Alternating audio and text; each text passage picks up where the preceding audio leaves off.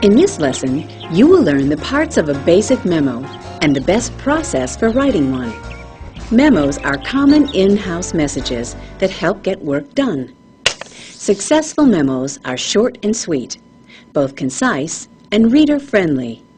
To be reader-friendly, a memo must look good on the page and make information accessible. Note the generous margins, spacing between parts, and use of lists. Basically, every memo has two parts, a heading section and a message. The headings label the message for present and future reference.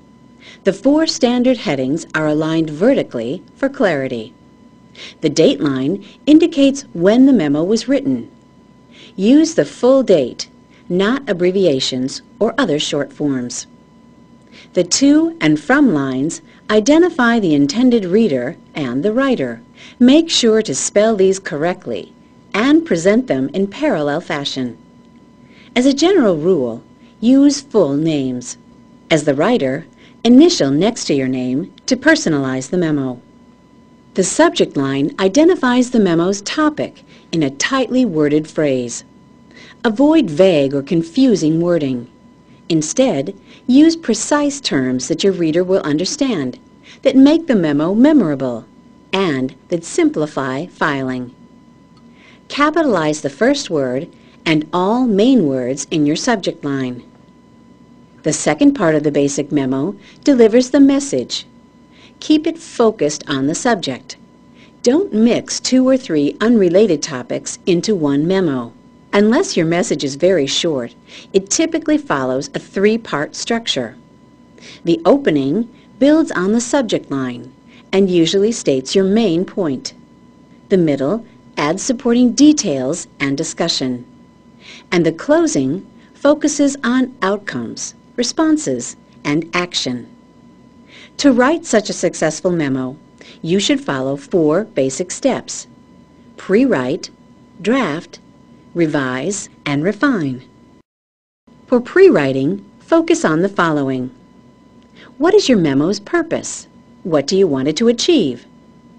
Who is your audience? Who should receive your memo? How can it best serve that audience? Consider, too, secondary readers who might be shown a copy of your memo. What details does your memo need? List any specific details, facts, numbers, and so on that the memo should contain. To draft your memo, develop your list into sentences and paragraphs.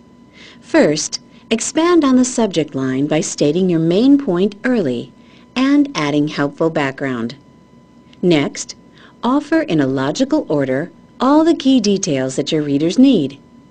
Last, focus on the result or action that your memo calls for. However, if you are sharing bad news or seeking to be persuasive, it may be best to build up to the main point instead of stating it first. To revise your message, review its content, organization, and tone. Imagine how the reader might respond, and then, for clarity's sake, make any needed changes. To refine your memo, double-check word choice, sentence smoothness, correctness, and overall design. Remember that problems here can distort or confuse your message. Pre-write, draft, revise, and refine. These 4 steps will help you generate a successful memo.